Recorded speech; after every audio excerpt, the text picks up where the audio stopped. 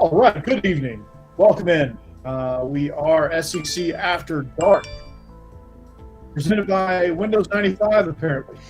Yeah, My hot seriously. takes are being fueled by my ML Rose cup that's filled with the greatest cocktail ever, bourbon and ginger, a little Bellmead bourbon. So joining me is Steve Willis, Jeb Beecham, and our newest addition, Jake Thomas. What's up, boys? How you doing? Good guys, how y'all doing? Great. Yeah, let's hope nobody calls in with Corey on net zero during this show. We're gonna go for as long as we can. We're gonna ask G's, and then we're gonna make Lycos go fast. Yeah. So I got an action-packed show. Apparently, we hope you're having a better week than my internet. It is. It's in this last hurrah. Fiber is coming.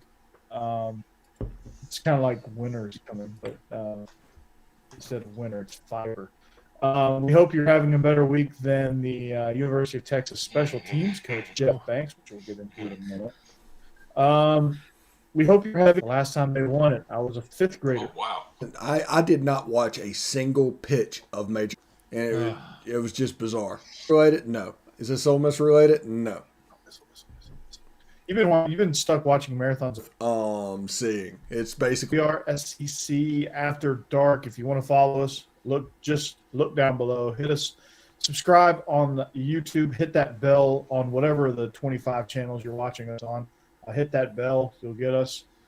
Good afternoon, DGD. Welcome, man. Welcome to the chat. William McKnight. Welcome to the chat. Stacy, good to see you as always. Yeah, it goes without saying that we kind of blew up on the echoing this week, and we're up over 20 providers providing what's going on. So yeah, it's get ready for chat to blow up. That's all I'm saying. Just like I'm kind of got some internet issues tonight. Just like Georgia kind of beat Florida this past weekend. Oh, Lord. Yeah, does anybody have an AOL disc they can loan Corey? Seriously. Corey's prodigy is messing up. Somebody just keeps trying to fax stuff to me, man. What the hell? I think Pole Assassin's monkey chewed through my internet cable. Yeah, you like that I put in the topics, I put Pole Assassin on there? Yeah, I was hoping you would because you didn't ask me. Usually I get a text from Steve, hey, what's our topics? And he must have just read my mind because Pole Assassin and playoff rankings were two of the things that were on my mind. So I imagine Pole Assassin has been on many men's mind. Trying to figure out what exactly that means. There it is. See, we were all thinking it. Steve just went ahead and blew it up and said it. So, like, that's a crazy story to wake up to on Monday. Corey, can you walk us through it? Yeah, so I was trick or treating, right, and brought my kid, and I was like, hey, it's Pole Assassin. This is awesome. Let's explore the rest of the house. Apparently, her monkey did not have that in mind. We were not welcome.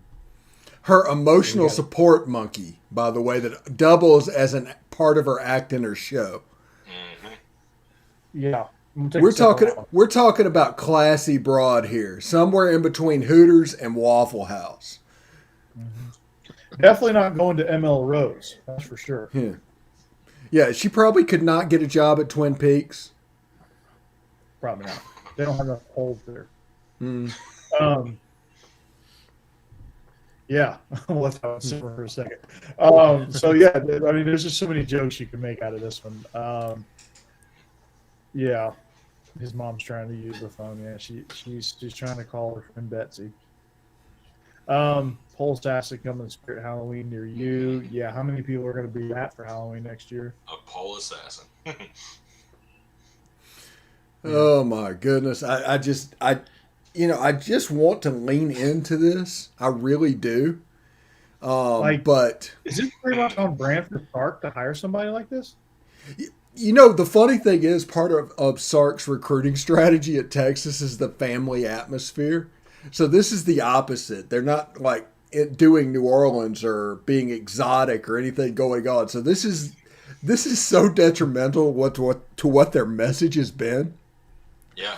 But I mean, this is just a fantastic way for Texas to come into the SEC. It's just fantastic. I mean, it's just welcome. The pole assassin's emotional support monkey bit a kid to where basically you had to do the jaws of life to get it off of the kid. That's a crazy story. And the coach that did it was in line to get the Washington State job. This just, not only that, it cost him a job. It's fantastic. Yeah. So Jeb, mark that down as don't leave your wife for a stripper that has an emotional support monkey. Wife and child. Yeah. Oh, wife he's got and kids. child. Yeah. Don't forget about the kid. I forgot about kid. Unless I don't want kids wandering onto my property. Apparently, that keeps them away pretty well. Yeah, I need an emotional support monkey that doubles as a pole dancer assistant. That also triples as a security guard, apparently. Yeah, that's Does the guard monkey dog. have an OnlyFans account? Steve, why don't you research that for us? What's that? Why don't you research that for us? If the monkey has an OnlyFans account. I think the monkey's name is Gia, so probably. Sounds like a good stripper name. Yeah. Wasn't Gia a terrible Jennifer Lopez movie with Ben Affleck? That was Geely. Geely? Oh, okay. I don't remember. Seems like there's maybe Gia wasn't an Angelina Jolie movie. It's something from the 90s. Anyway. If you knew who we worked with back when I met Steve, you would know why we know this reference. You're good. Let that sink in, Steve. Figure out who I'm talking about.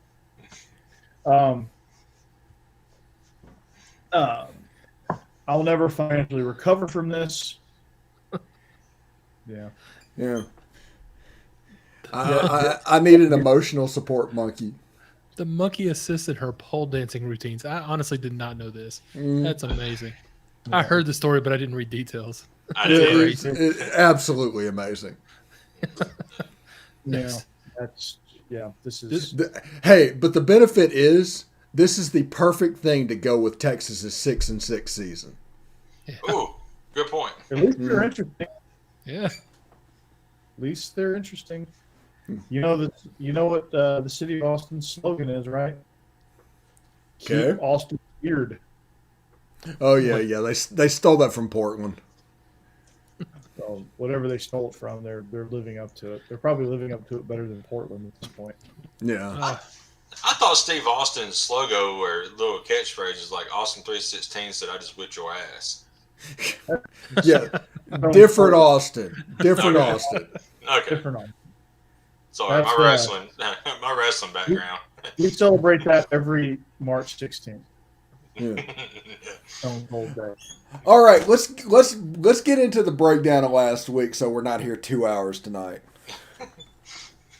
So we're not going to break down Pole Assassin for 2 hours?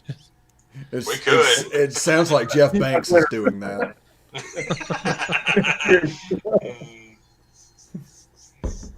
Well, All guessing they needed emotional support after right. That's Baylor right. whooped him. No, he's played the bongos though. Recently. Yeah. So, cocktail party, huh? Cocktail party. That game went exactly like you would expect it to go. Dan Mullen is absolutely. It's almost like he's having a mental breakdown at the moment. Mm-hmm. Did you see him the other day talking about how they don't recruit until it's time to recruit, which obviously isn't true. But the fact that he even said it's just ridiculous. And they shut down media opportunities. It's just Dan Mullen is not taking losing to the school up north very well. Nope. He's not taking the Florida job is obviously crushing him. He's just a weird guy. He needs to just feign heart problems and just do it now. Just get out of there. There you go. Well, he won't have to in a couple of weeks. He's going to get fired. So, that they've at this point, like he's established that he's going to go down with the ship, and he's going to let Grantham be on the ship and sink the ship, and he's going to go down with it. So, I guess I guess some schools get him, some mid-major school, in the MAC. Penn State will get him. If James Franklin goes to USC, Dan Mullen is going to go after Penn State with everything he has. That would be awesome. I'd be fine with them taking Bill O'Brien back. Yeah, I've figured as much, Jake. Sorry about that. So here's what's going to happen, Jake. Penn State is going to take Bill O'Brien, and then Nick Saban's going to hire Dan Mullen. Hey, I mean, he might be a great offensive coordinator. He might not be cut for a head coaching job. I mean, like Steven said a few weeks ago, his peak was Mississippi State. Yeah. I think that's it for a Dan Mullen type coach. I mean, we've seen that with Will Muschamp and others. They're great defense coordinators, offense coordinators. They're just not good head coaches. Yeah, I mean, some people. Yeah, let's talk about this for a second. Also, other than Urban Meyer and Steve Spurrier, who's won at Florida? No. Nobody. I mean, Spurrier came in and pass happy when it was ground and pound in the SEC. Did something a little different. Urban Meyer came in was as an early spread guy and was able to win at Florida with Tim Tebow, a generational quarterback, got him the Heisman. But everybody else has just struggled and it's kind of fallen apart. And maybe, just maybe, Ford isn't as good a job as people think. It's not. I mean, you have fans that have these unrealistic expectations, probably thanks to Spurrier. And, you got a fan base that thinks they're Bama, and they're not even close. Right. And so you get these coaches that, they come in and they wilt under the pressure. And then you get, an AD situation where, they don't have the best judgment. They play buddy ball sometimes. They really, I don't know what they were thinking when they hired Ron Zook. I don't know where that one came from. That was baffling. I get the Dan Mullen hire. That's the Urban Meyer tree. I guess I can understand the Will Muschamp hire because you're thinking, okay, he's the new coordinator. He's going to get the head job at Texas, so why not hire him in Florida? McElwain, that one was a head scratcher.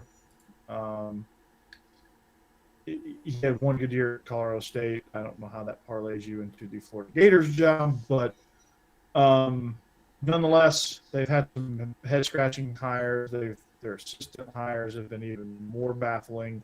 Yeah. Charlie Weiss being one of them.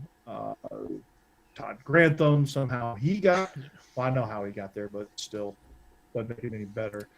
Some of the offensive coordinators they've hired were – heard of them, first of all. And just some of the decisions that are made there, I don't get it. Like, I don't know that they really have a plan and know what they're doing in that athletic department. So, yeah. Well, people will go to Georgia, DGD, because they assume the narrative is that is a great job. But they keep losing and losing and losing, and it'll become a cycle if you let it. It'll become Tennessee, honestly. If it wasn't for Urban Meyer, they would already be Tennessee and just be in that little death spiral trying to replace Spurrier over and over and over again. But Urban Meyer kind of propped them up and found something different and a little bit of success, and now they're trying to recreate that with Dan Mullen. But if this doesn't work, that's going to require a system change. And they're going to have to change the way they do things, and that is going to set them back a couple of years, and I don't know if their fan base can handle it. They can't, and they won't. They'll end up trying to find the it name, which is not always the best option. They try to make the splash instead of trying to hire the best person. Like, one of the things Georgia did that I thought was really good is they vetted Kirby. They've been vetting Kirby for a long time. They felt like he was the best option for what they needed. Let's be honest. Kirby was the golden calf from the very beginning. Absolutely. Yes, he was. There wasn't much vetting that had to happen. It just was a matter of the timing being right on both sides. It all happened before. Like, when they made the move, they'd been vetting him all season. They knew they'd made the decision a year out that Rick was gone. Like there was no way. And then the only thing that threw it off was, he won towards the end of the season. He had that winning streak after the Florida game, after the Florida debacle that year. But then Kirby became available, so they were like, "Man, we got to move now." So that's kind of how that played out. But they've been eyeing Kirby for a couple of years at that point, so they had done their homework. That's who they wanted, and they made it happen. Florida's got to have that person. Like when they hired Dan Mullen, it was kind of like, who do we want? Dan Mullen. Okay, Dan Mullen. Yeah. Mississippi. Yeah, he won 10 games at Mississippi State one year. Yeah, let's get Dan Mullen. Let's get him. Like that's not like I don't think they evaluate. I don't think their system of evaluation, whatever it was, it just didn't. I don't know. Like you got to like dig deeper in those scenarios. You can't look at wins in those scenarios. You got to look at losses and how they handle losses, and how they recruit, how they do things. That hire did seem kind of. It did seem kind of rushed, almost like they just knew he was about to be hired somewhere and they wanted him, so they just grabbed him real quick without really looking into it too hard. Just from what little I can remember of it, I remember it just it all happened really quickly. Yeah, after 2014, Florida tried desperately to get Hugh Freeze. That fell through. And they settled on Jim McElwain because it was Hugh Freeze or bust. And they ended up getting Jim McElwain, and obviously that didn't work out well, and they ended up with Dan Mullen later, and that's not working very well either. DGD podcast asked us, how is Corral? Corral is about 50 to 60% at this point. Both of his ankles are injured, and all of our wide receivers are injured, and our starting tight ends are injured. So the offense is going to struggle a little bit. And my take that I put out on all my other shows, and we could talk about that right now, is Matt Corral and the wide receivers need to sit down. They don't need to tough it through. You need to go in against Liberty and with the backup quarterback, Luke Altmaier, and the young freshman wide receivers, which should be talented enough to beat that team, and because you need them against Texas A&M. Yeah, I think that's going to be the most interesting thing about the Ole Miss game this weekend is who's going to actually play.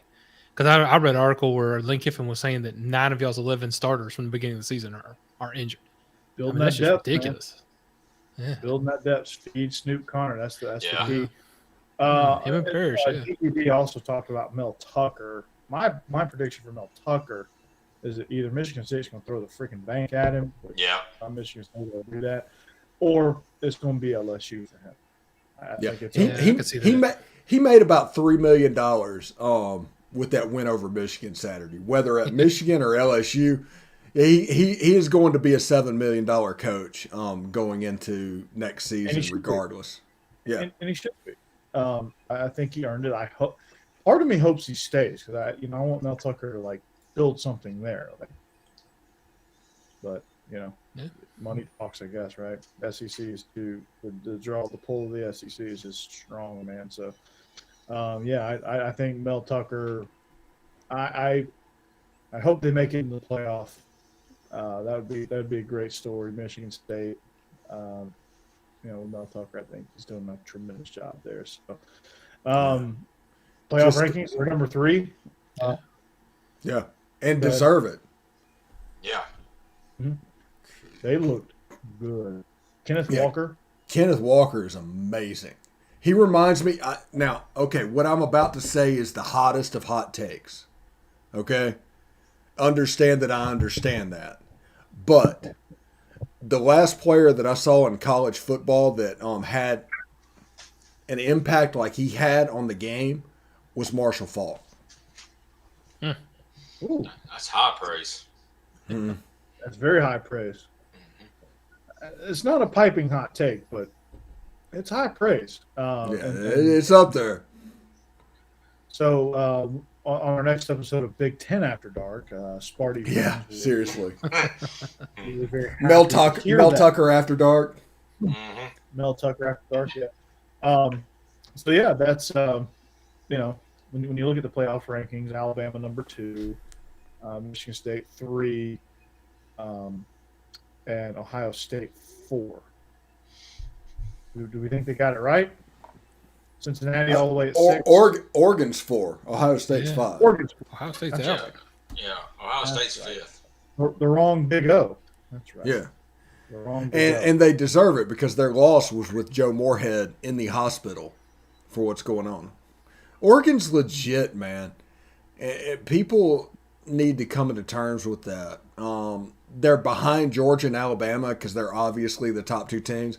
But I could see a Georgia, Alabama, Michigan State, and Oregon top 4, and that being an excellent college football playoff.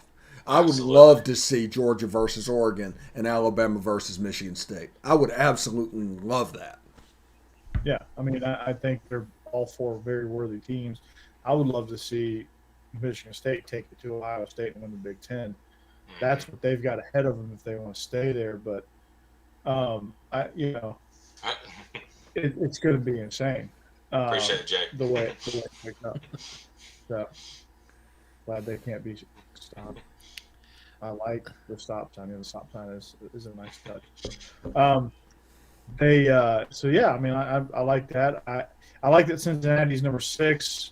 You know what? I don't know if I like that Cincinnati is number 6. That's what I was going to say. I'm not sure about that. I like that they're not number 4 or number 3. Them getting put at 6 means that their future is TCU from 2014.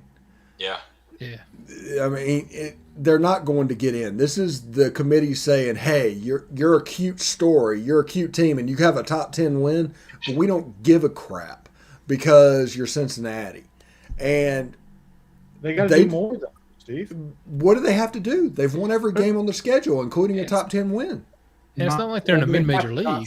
They have to not struggle against 1-win teams. No. Like struggle, I don't care about. I don't care about struggle. I just care about winning the game, and they've won every game that's in front of them, including Notre Dame, which is a top 10 win. And this committee values wins on everybody else. Mississippi State is ranked because they have 3 top 25 wins. Cincinnati should get the same treatment. Steve, I'm with you, but the committee is obviously making a statement here. You win big. Yeah, they're also making the statement that the playoff needs to be expanded. They're doing this is political. You want to get in the playoff, expand it. And this is a bad day and a bad thing for the alliance, and it was very short-sighted. Mm-hmm. Yep. I'll expand it. Let's do it. Do it now. Expand it. Mm-hmm. I want to make a comment that DGD, just made in the chat about they're going out the eye test. The committee is supposed to go by the best teams. That's what they always said. And honestly, like Steven said, I believe they got the 4 best teams in college football at 1, 2, 3, 4. So at this moment, yes. At this point, yes. I mean, Georgia and Alabama, if Alabama runs a table, they're still going to play each other. And if something happens, Alabama wins the SEC championship game, Georgia's going to get that 4th spot regardless because they're going to have 1 loss. So, and Alabama may jump to number 1. I don't know. It just depends how the rest of the games play out. But the 4 best teams are the top 4 right now. No doubt. And if you look 9 games ago, against Cincinnati 9 games ago, it took a last-second field goal by the number 1 team in the country to beat them. Mm-hmm. I mean, it is what it is. The whole point of this is they're not going to make the playoff. It doesn't matter what they do. And the fact that if they want to make the playoff, it needs to be a 12-team playoff, and you need to get all the group of 5 conferences in line and just kind of blow up the alliance. So like I said, this is a bad day for the alliance. Very bad day for the alliance. And, if they want change, they've got to, honestly, there's got to be some chaos that happens. And a lot of major shakeup within the rankings, and Cincinnati just needs to just keep on winning. How about Oklahoma guys? Yeah. Yeah, you can't. I mean, again, speaking of struggle wins, you can't barely beat Kansas the second 10 teams in the college football, 17 and Kentucky 18. That's 5 out of 6. You look at their schedule; they're just Minnesota. So there you type hire who was the Arizona baseball coach. That sounds like a Scott Woodward hire. It just does. Yeah, it does. Probably will. So, yeah. And we got some Windows 95 going. Look at that. Corey is going to play Oregon Trail over here for us. Wow. Sorry, guys. I tried to forward the. I just tried to forward the. Him and his Commodore 64. Look at that. There we go. He died his Commodore 64 went out.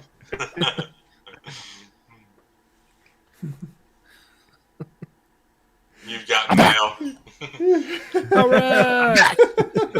That's my magic trick, guys. Corey has dysentery. I lost 4 oxen in that one. There's all I lost. God almighty. I lost all my horsepower here. Oh boy. Oh, wow. Oh, this is fun. Oh, look at that. This is entertaining. Yeah. This is our impression of Corey Burton as a Picasso. Streaming from a CB radio. Yes, I am. Remember next week. Corey is going to be on AT&T Fiber next week. There's no longer needs for AOL Disk or his Net Zero account, and he won't have any troubles with Prodigy. Prodigy is a prodigy. Good Lord, this is impressive, Corey. This is very impressive. Well, there we go go. again. I'm going to be a logo from here on out. You know, this is because you bragged about switching to AT&T Fiber next week. Yep. This is all because of that. This is straight karma. It totally is. Here I am. I did not pay my minutes. Boy, My boost phone just went out. I'm glad we got more people on here so they can roast Corey instead of me. Jesus. Hey, look at this. Oh, this is Corey's impression of a Jackson Pollock. Look at that. Look at the brush strokes. Man.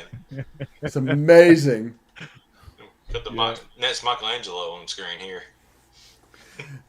I mean, I have to bring my artistic style to the show, okay? Yeah. Now you sound like Max Headroom. Hey, there you are. All right. You guys are just because I'm the artist. What a show it's been so far. Looks like Minesweeper. Yeah. That is good. Corey didn't pay his internet. The comments are I love these comments. These are awesome. Oh, God. Cricket, Justin, you're awesome. Yeah. Gosh, this is great. All right. Let's get into this week because it's after 10 o'clock. And like I said, I don't want us to be here 2 hours tonight. That's true. All right. So what do we got this week? Who is anybody playing this week? Tennessee, Kentucky. Yeah. Jeb. I don't know. Kentucky just got beat by Mississippi State using that fun Mike Leach offense. So I don't know if they're going to be ticked off or if they're just kind of broken and we're going to be able to come in with that up-tempo offense and roll over them too. It'll be interesting to find out. I don't know. That'd be fun. Yeah, I'm trying to decide who all we've actually got out for this game because we're kind of like Ole Miss with everybody beat all up. But honestly, I don't know. It's just we'll see. If Kentucky's run game can take care of business. Tennessee's actually been better on defense than I thought, so it'll be fun. But this is our chance to get to 7 wins for this season. So it's an important game for Tennessee. Do it. Yeah. I said this game was my upset pick, and that was when Kentucky was favored. It's actually moved to a pick 'em at this point. Yeah. But I really like Hendon Hooker, and I expect Tennessee to win this game outright. They're explosive. Hendon Hooker is a criminally underrated quarterback in the SEC this year. He's having a great season, and I am shocked by that. He was my least favorite of all the quarterbacks coming in. and he is just taking over. Well, of course, we lost Harrison Bailey, so yeah, it's not a big loss apparently. No. Where do you think he ends up? Speaking of which, I don't know. Somewhere that hopefully better suits what he does, because he just doesn't fit into Josh Heupel's system. It doesn't look like so. Yeah, maybe so. I think Hooker. I think sneaky Illinois. Huh? Illinois. I think that is a sneaky pick for Harrison Bailey. I still like him. I hope he does well. Do really well in that offense. Or Wisconsin. Go to Wisconsin. Yeah, I can see that. Or Iowa. They need an accurate passer for the 6 passes they throw. So, yeah, I mean, for Tennessee defensively, all they got to do is stop Chris Rodriguez and find a way to clamp down on the quick screens to Wan'Dale Robinson, because that's the NFL way, man. I don't know if you guys have been watching NFL football lately, but all they do is throw screens. Yeah. And that's what Liam Cohen does. All he does is throw screens. He tries to screen to death Will Levis. They go downfield every once in a while, but for the most part, they're going to keep it short and they're going to get the ball out quick, and they're going to try to run. And it's just basically another form of running the ball. And Tennessee can stop that and tackle well. Tennessee's got to be able to tackle well in space. If you can tackle well in space, Kentucky is they're which in the past been a big problem for Tennessee. That whole tackling thing wasn't really our thing for the last few years, but this year they're doing a lot better. So I have high hopes this year. And Will Levis, I am sticking with it, and it is apparent every week. He is Kenny Trill. He had one good game at the beginning of the season. He has rode that success after that, and their offense has struggled and looks just like it did last year. Yeah, it's absolutely ridiculous. You stop the run against Kentucky, you beat them. And that good game was against Missouri? Yeah. Apparently AT&T stopped the run on the internet. ULM, actually. Oh, okay. Yeah. Which beat Liberty, by the way, who almost plays this week, but we'll get to that in a minute. Liberty. Yeah, so good news about AT&T stopped my run like Tennessee's going to stop Kentucky's run. So, yeah, I think when you look at this game, Tennessee, I think it's going to be too much for them. That offense is going to be tough to deal with, and Georgia's going to have their hands full this week. But it's a very, very tough style of play. It puts a lot of stress on you. And he's found a way each week to not have it put stress on their own team, which is one of the downfalls of playing up-tempo stuff. So, there you go. Ole Miss Liberty, Steve. Yeah, I'm going to massage this the best I can. Hugh Freeze. But Hugh Freeze is coming back to Oxford. Malik Willis is their whole team. They dropped a game as a 32-point favorite to Louisiana Monroe. If we can't run the ball on Liberty, we have problems. I think we should sit Matt Corral this week, and I think we should sit our wide receivers and get ready for A&M. And hand the ball off. Luke Altmaier looked really good against Auburn. He settled that game down and gave us a chance to come back in it. And that's what I say about that game. This line at 9.5. This could be a mortgage game, I think. Yeah, I agree. That's perfect. I hope to beat that out of Hugh Freeze, to be honest with you. I'm not the biggest fan of Liberty University. If you know why, just do your research on the university. I'm gonna go off Jeeves real quick. So let's look at another game. Auburn, Texas A&M. Where you stand on this? Yeah. You like Auburn as much as the fans like the Bears. Jake is very much a War Just Eagle kidding. guy. Oh yeah. Yeah, I'm very much a War Eagle guy, just like Corey's a Go Gators guy. But anyway, but yeah, I don't know. This kind of scares me. I can't do that. I believe A&M can do it because they are at home and they're very, very tough at home. But I mean, the way Auburn's playing right now, and yeah, they have had some lucky breaks. If we got any Auburn people on here, I'm sorry, but y'all just got plain luck right now. and y'all always do. It's that voodoo down there we always talk about. I don't know what it is, but away from home, you're not as good. So we'll see, but I'm hoping Texas A&M takes care of business. You know, Jake, on 2nd and 26 in the national championship, I would have taken a little bit of luck too. So enjoy it while you can. And they're certainly enjoying a lot of it. Bo Nix is, knock on wood, he's playing really, really well. They're kind of planning a vacation in our chat right now, I think. They are. I think a vacation's getting planned. Yeah. Hey, come on now. JDGD, what do you? Come on now. Dollywood, huh? Okay, I'll be there. Shoot me the address. I'll be there with I'll bring some land sharks. Yes. So, don't bring your internet.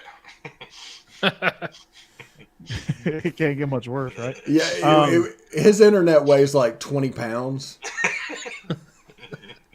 It's actually, I have to carry it in a different trailer. He's got the first laptop that's like that thick. Yes. How did you know? I got Dell Latitude 200. You know, the one that has the thing in the middle of the keyboard that we know you have a gateway. We know you have a gateway. Yeah, a gateway. That's perfect. Gateway. I had the original gateway. I got rid of I upgraded from my compact Sario. No, actually, your Commodore 64. Well, yeah, I upgraded from there to compact. Yeah, whatever. Come on, Steve. You got another progression. Sorry, guys. I'm running Napster in the background, so pardon me. Downloading all the Metallica songs from Napster. So, back to college football. Biggest snub out of the top 4.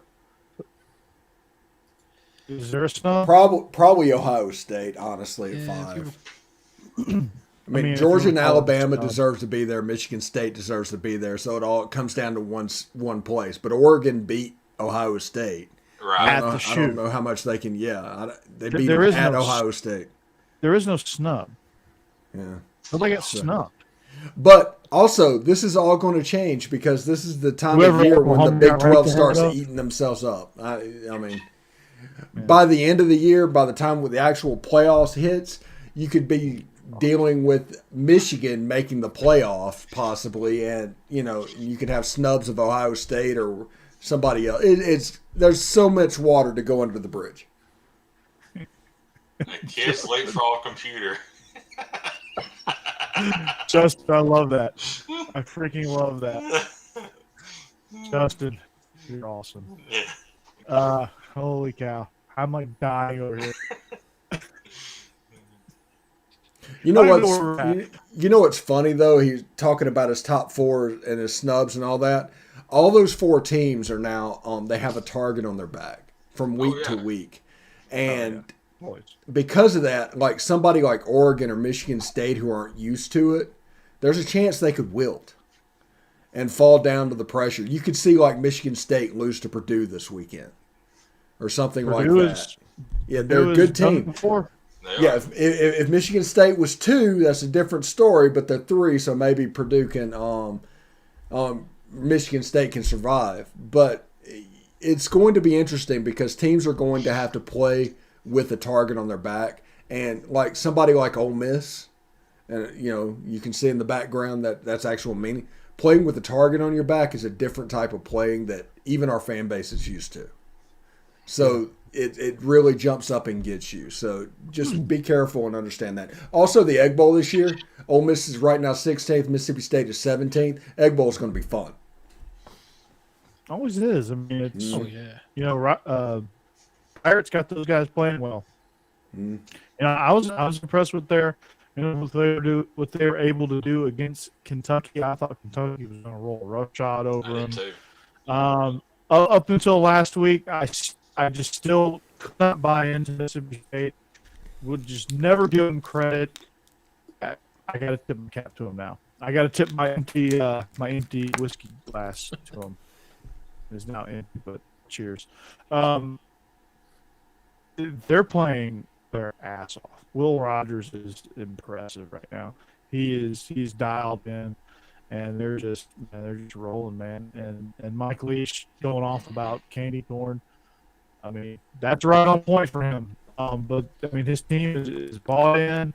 He finally got those guys playing. I mean, I said at the beginning of this whole deal that for Mike Leach's team, it was just going to take experience. They were just going to have to play because they're still extremely young. They're just going to have to play. And once they started playing, they started learning how to play together, they were going to get better. That's come to fruition. They've gotten better. They've bought in. And they finally got guys there that want to be there, you know, and not the Javonte Paytons that and those guys of the world that didn't really want to be there and wanted to transfer. But, you know, that's Tennessee's game. He's balling out for Tennessee, so good for Javonte. So, you know, don't fault Javonte. Just wasn't, you know, just wasn't for him. And you know, that's not what Mississippi State needed. And that's not what Javonte Payton needed. Javonte Payton needed to change scenery. Tennessee needed a playmaker. It worked out for both parties. So, I'm not mad at it, but it's you know, it certainly worked out. So I've been impressed with Mississippi State. That game's going to be a lot of fun. But for Ole Miss, they're just going to get healthy. Well, they got to get through Arkansas first this weekend. Yeah, that's not going to be fun for them.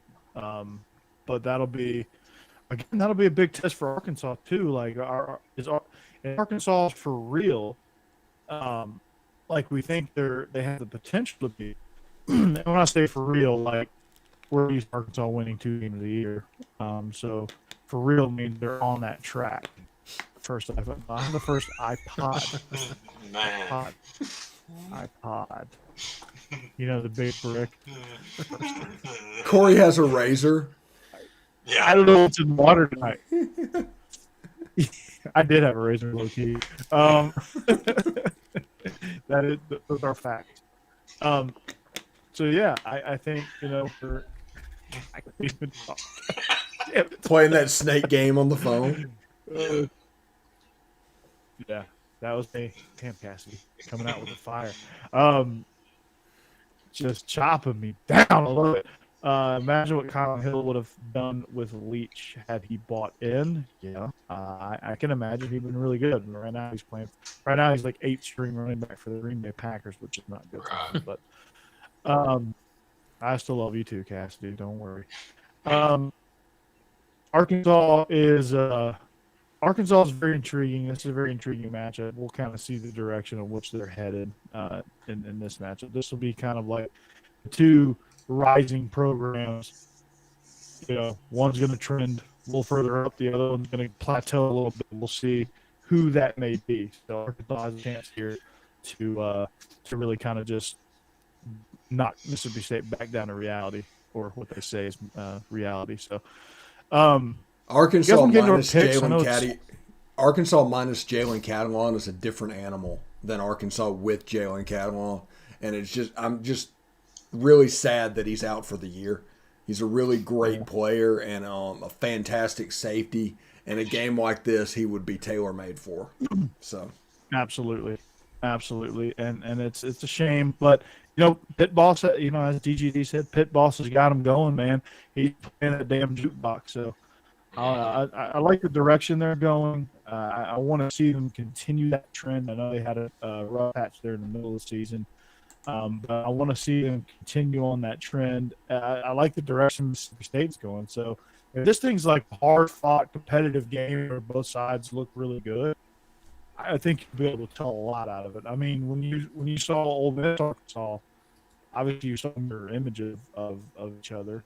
But I thought both those teams competed extremely hard, and you could tell that they're both heading in the right direction, and somebody had to lose that game. So, you know, if you're a Mississippi State fan and you're an Arkansas fan, that's what you hope to see, and obviously you hope your team wins. But, you know, you can take a lot out of a loss, too, in those scenarios.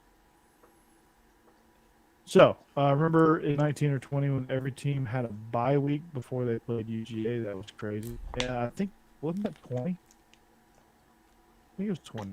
No, maybe it was 19, because I remember A&M had a bye week before they played this, and they came in. Kellen Mond. It was pouring down rain in Athens that day. Let's move to our pick, shall we? Picks. Maybe my internet will hold up for picks. Maybe my internet will hold up better than my picks last week. Good Lord, I had a rough week. Today's picks are sponsored by Prodigy. That's where I found my information. Apparently, I picked games based on their 2002 ranking. 2002 or 97? So at this point, it doesn't matter. Yes. The only games I got right were Georgia, Baylor, and BYU. BYU killed Virginia. And they scored a lot. I had to see that game real quick. I turned that game on like late, like it's starting in the second quarter, and it was 28-7 BYU.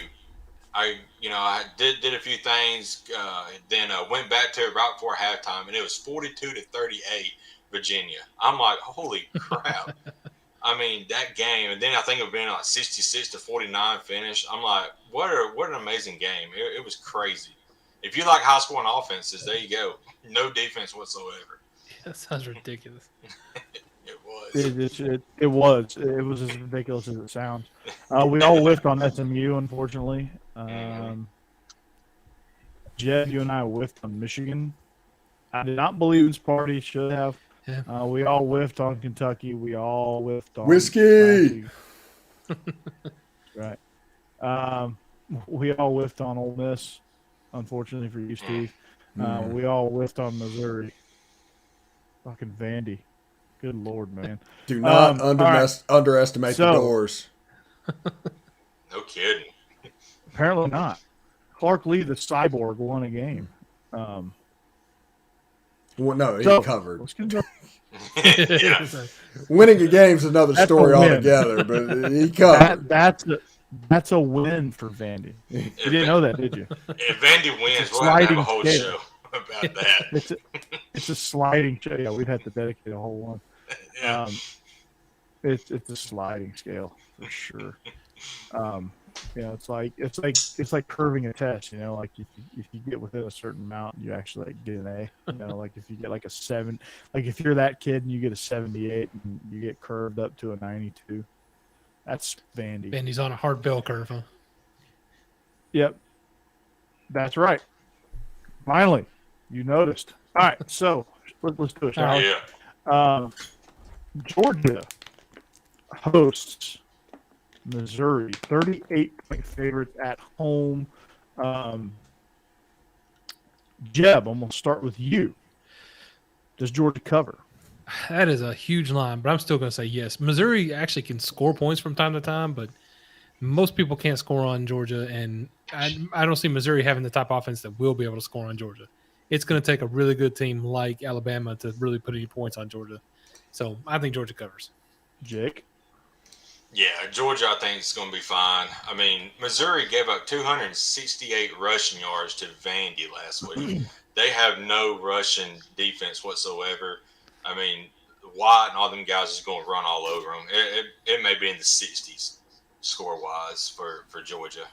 I think Georgia's going to rush for tree fitty between the four of them. I think Georgia's going to cover big. Steve, do you agree? Yeah, Missouri has the worst rushing defense I've ever seen.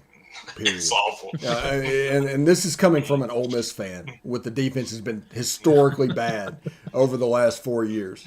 But Missouri is the worst rushing defense I've ever seen. Also, they are running out of opportunities to start JT Daniels. If they go into the playoff, into the championship game with Stetson Bennett, they're in trouble. We've seen that show before. They need JT. Yep. They need JT. And I think JT needs to play in this game. I think they just need to realize JT is the one that's going to push the ball down the field. He gives us the best chance to win. And have a package for Bennett if you want. But JT needs to be the guy. Ole Miss hosting Liberty, and freezes. Ole Miss is 9.5-point favorites in Vaught Hemingway. Jeb. I'm definitely taking Ole Miss. They may not blow out Liberty as bad as they can, just because I think hopefully they rest a lot of people and let some of their backups get some work in and some of these starters get healthy. But they'll still beat them by good 3 touchdowns at least. shape. Yeah, if Corral doesn't play, that backup come in the other day, like Steven said, and played really well. I really was really impressed with him. So if they give him the ball, I think he can at least get like a two to three touchdown win for Ole Miss without any problems. I agree. I think you will see Ole Miss run the ball, and there will be a situation where they just escort backs into the end zone, and they'll have no trouble with Liberty. Yeah, Ole Miss will cover this game on the ground for sure. A&M hosting Auburn. Kyle Field, 4.5-point favorites at home. Almost a pick 'em, but just outside of the range enough to where you have to kind of worry about the spread. Jeb? Yeah, does Auburn continue their lucky streak? I don't think so this week. This is obviously with the spread you can tell one of the tougher games of the week and probably going to be one of the better ones, especially in the SEC. But no, I think A&M's defense is just too good. I think Auburn runs into a brick wall this week. Yeah, I agree. I mean, it seems like that win versus Alabama has rejuvenated this team, this A&M team, and they wasn't bad. Calzada, we say what we say about him, but he has played a lot better. And I think, that rushing attack A&M has going to be too much this week as well. They're not a bad team, A&M. They just were playing. They were just playing very inconsistently to the start of the season. I guess they were trying to get some timing stuff down with the quarterback issues that they had. I think Auburn's red hot right now. I do think Auburn's going to win this one. And if they don't win, I think it's going to be a field goal game regardless. So I'm going to take the Tigers on the road here. I just think for some reason they've just got something going on. I think A&M's the better team, but I think Auburn is. Keep pushing that knife in my back, Corey. I think A&M is going to be able to establish Isaiah Spiller and A-Chain. And Auburn is not going to have an answer for that, because if Texas A&M can win the lines of scrimmage like they did against Alabama, you can get those guys like Spiller and A-Chain loose, and you could see a 2 or 3 touchdown win by A&M this week. Wait, okay, so my internet just told me that Jason Campbell, Cadillac Williams, they're not a factor at all. Ronnie Brown. It looks like your internet Carlos is telling us Hansky. about Stan White. Yeah. Bo Jackson. Come on. Yeah, no. Patrick Nix now. Yeah, Patrick Nix. Yeah.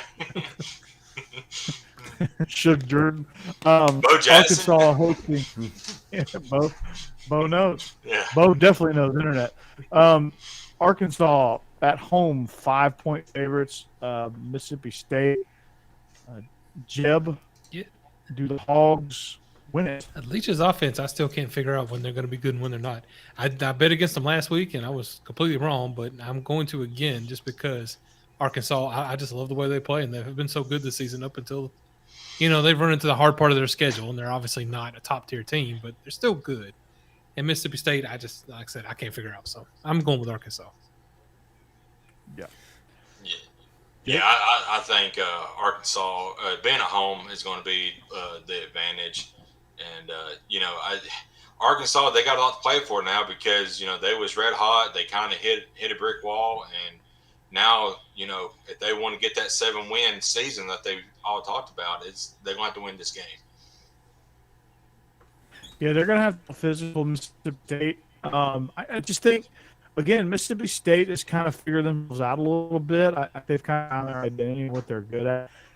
No, you're finding it hard to predict what Mississippi State's going to do. I think the loss of Jalen Catalon is very thin on Arkansas. I think it's going to be tough.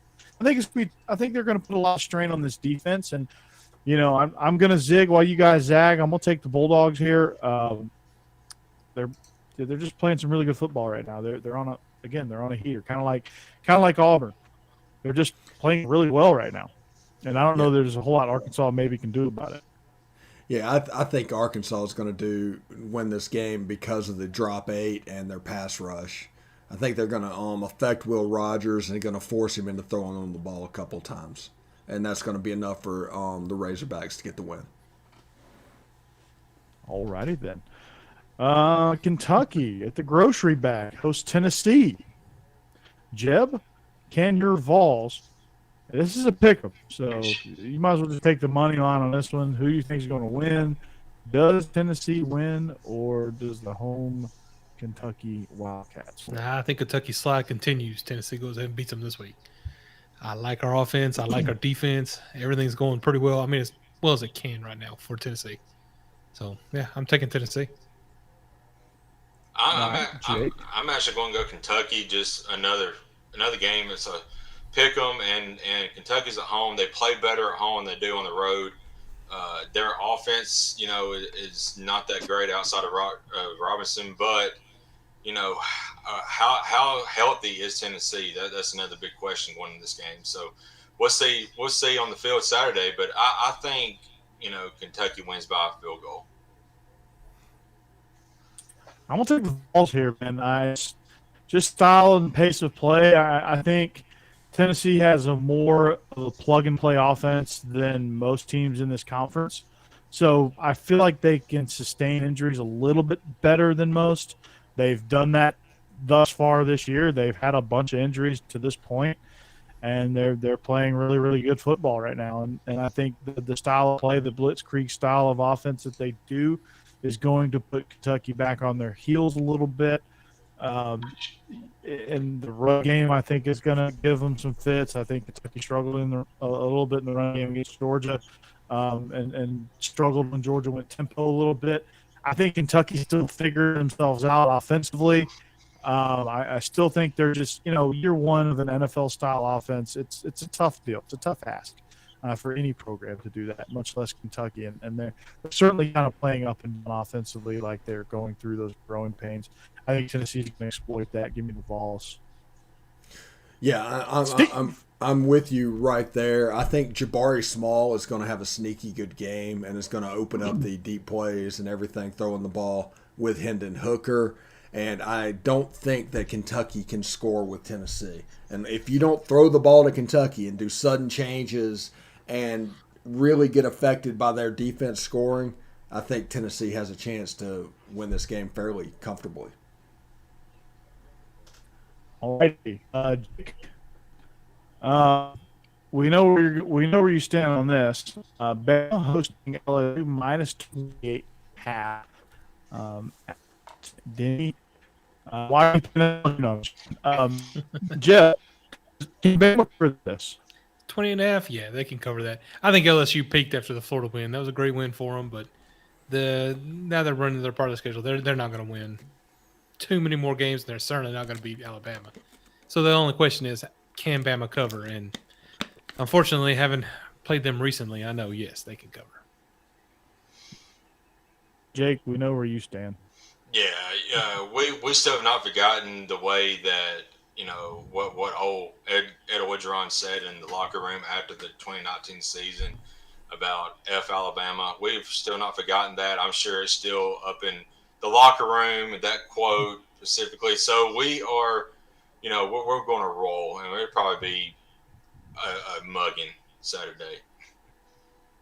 Yeah, that's be a nice party gift for old Coach O, as he's Red Bulls, ripping his shirt off, all that good stuff. I think Bama's a roll. This thing get really and that way real fast. I'm taking the Tide. And I would take the Tide if it was a 45-point line. I'm going to lay the points regardless. So Alabama both ways. Before we move on, this is my Coach O farewell tour story time real quick. His defensive line coach at Ole Miss was Ryan Nielsen. He's the defensive line coach of the New Orleans Saints right now. Ryan Nielsen challenged me to a fight. He challenged me to a fight because Coach O did a thing called Coach of the Day. And Coach of the Day involved a Photoshop of a coach and just put it up there in front of all the team. Well, we picked Vanilla Ice for Ryan Nielsen with the headline of Rush, Rush, Baby. And we did that multiple times to the point where he wanted to fight me and was ready to just straight meet me behind the building after the game whenever I was forced to do it. So, yes, Ryan Nielsen challenged me to a fight. That's my Coach Orr story for today. That's a good story. People just can't take a joke. Yeah. I mean, it's a Photoshop. Like, yeah, Becky made the Photoshop, by the way. So I did, that fight was because of something Becky did. Nice. Well done. It'd be like me trying to fight everybody in the chat because they made fun of my internet. How dare I'm you? surprised you can read How it. dare you? Actually, from stories I heard, I don't think that's the only time she got you attacked. There at Ole Miss. So yeah, the Frank Wilson dressed up as Flavor Flav was pretty good too.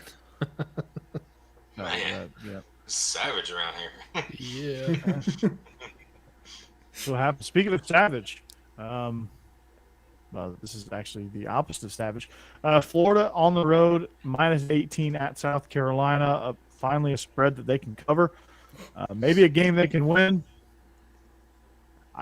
This might be a good recruiting. Wait, no, they don't recruit, so never mind. Not until it's time to recruit. Not till when that is, I don't know. Yeah. Jeb, does Florida cover this one? Oh, I think pretty easily. Yeah, South Carolina is just not good this year. Just not good. And Florida might want to try that recruiting thing too. Florida's got all kinds of problems, but they're not going to have too many problems this week with South Carolina. No. Yeah, it still seems like there's a quarterback controversy there at Florida, but I don't know. AR I felt like was set up to fail in that Georgia game, being the starter, but I think they get it together this week. And like Jeb said, this South Carolina team is awful right now, so it's going to take Beam a little while to get some guys in. If he can do it, it remains to be seen. But I think Florida covers easily. Yeah, in all seriousness, South Carolina's just completely depleted, and they've just got to build that roster back up over the next 3, 4, 5 seasons. And I think Beamer will eventually be the guy that can do it if they're patient enough with him. But that's not going to be this week, and Florida is pissed off. I think AR-15 is going to be the future quarterback. I think he's going to have to learn. Unfortunately for him, yes, he was set up to fail, but I think it was also a good learning experience for him to go through that whole Georgia thing. Because now he's going to learn how to deal with it and come back and respond. I think he's going to rebound in a big way. And so I like Florida to win. I like Florida to cover. And I think it's going to happen. So, Steve? Yeah, 2 stats that this might be the last time you can use this. But Florida is 2-7 in their last 9 against Power 5 teams, with wins only against Tennessee and Vanderbilt. And they have the same record as South Carolina. Now, I think they're going to beat South Carolina. They're both 4-4, but I think they're going to cover this line fairly easily. But, those 2 stats are too much fun, so I had to mention them. Speaking of teams that are too much fun, Texas, if they could convince the official Iowa State, to ensure that once it's past the second quarter, they don't set the quarter past 2. So they just keep it on the second quarter so Texas thinks it's the first half, and maybe they'll play like it. They've wilted, and again, this is a whole culture shift for the Longhorns under Sark. I think you see flashes of it, but also you see flashes of what they did with weirdo Tom Herman. And this Urban Meyer tree gets weirder and weirder and weirder. Like you have, it's odd. So Iowa State host Texas. Iowa State -6.5. This is the late season Iowa State that everybody knows and loves. Texas could certainly win this game. Jeb, do you like the Longhorns here to finally put together 4 quarters, or do you like? No, I like Texas, and I think that's who I'm picking to cover the spread at least, if not win this game outright. But I love their offense and what they do. But you're right, they just sort of like they start off real hot and then they disappear sometimes. And you never know what's going to happen. But but I don't know that Iowa State has the offense to really hang with them and come back on this one. So I think I'm going with Texas in this one. Jake? Yeah, I'm going with Texas as well. I mean, Bijan Robinson is a dude. He's a great running back. In Iowa, they kind of fallen off a cliff here lately and has struggled a bit. But I think Texas, they need to win this game to at least get bowl eligible because their remaining schedule is awful. I mean, they might not win another game after this one. So if they want to get 6 wins, they've at least got to win this one. So I think Texas is going to win. I like Iowa State here. I think Breece Hall and Brock Purdy had a little bit of bad luck last week, but I just think their defense is really tough. I think they're gonna do a good job of stopping the run or slowing down the run game enough to where their linebackers can flow, and just the way they play defensively, scheme wise, is really good, and how they kind of lock up the middle of their down guys and allow their linebackers to flow and play C-gap and out. And so I just think that Breece Hall is going to get back on track. I think Brock Purdy, I think, is going to have a good day. He's going to have to if they're going to beat Texas, and I think he does.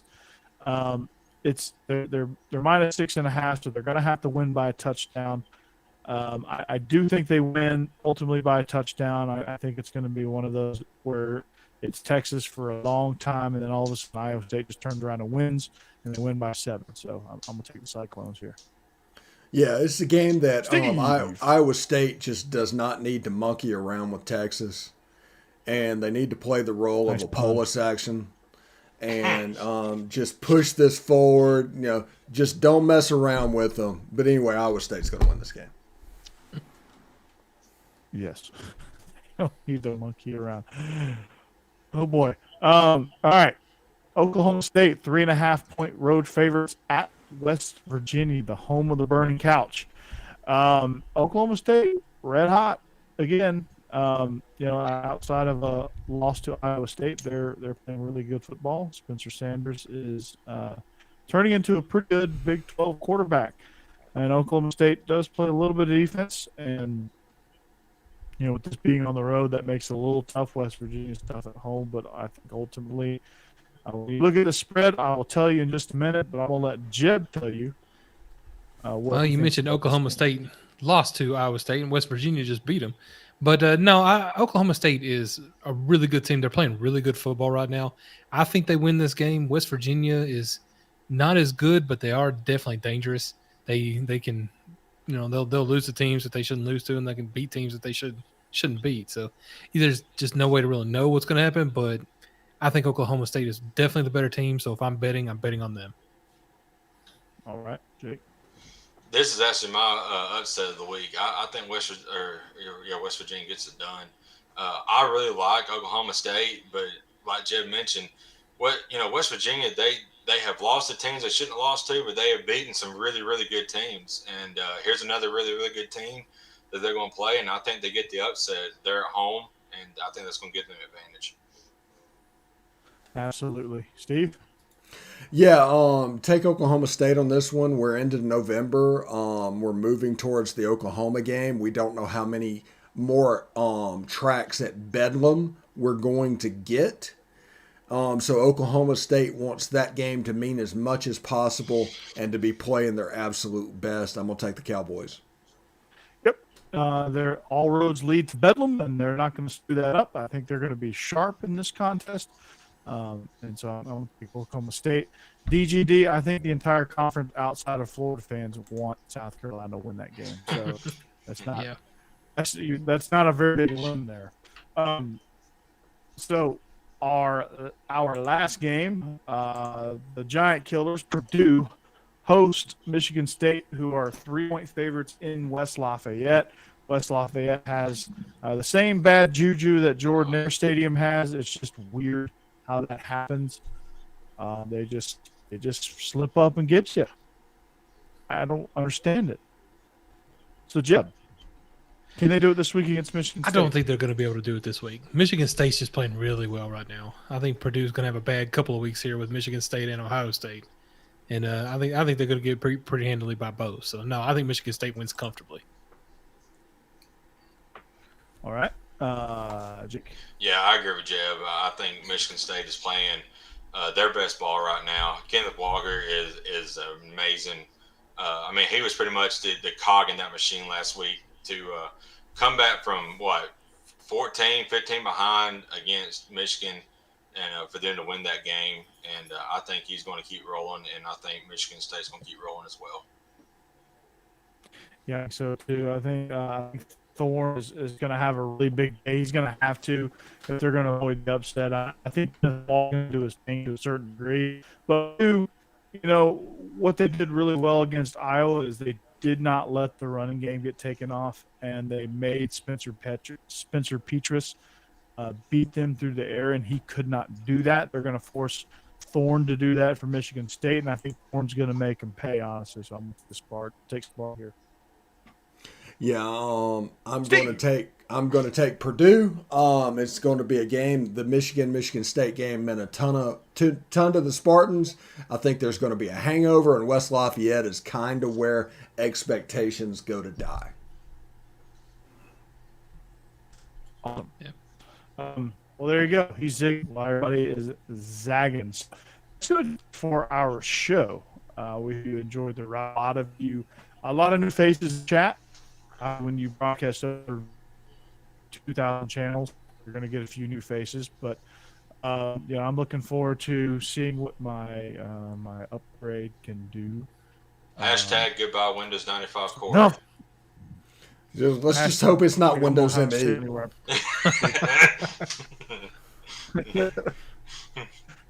I'm going to Windows 2000. Big upgrade.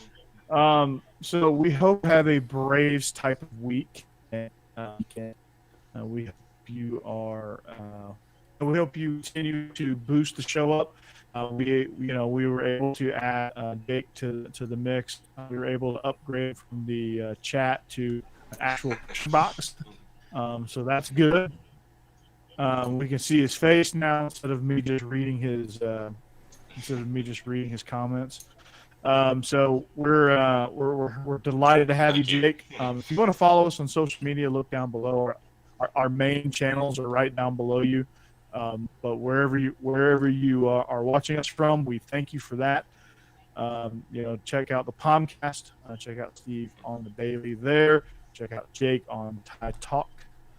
You can check out me eventually on Beast of the East. Not sure where that direction of that show is going at this moment, but that will we will get that figured out and sorted out. But you can also catch me on Believe in George Dogs with Israel Troop. We got some good things going there. We got some things cooking there, and of course the Legal Motion College Football Podcast as well.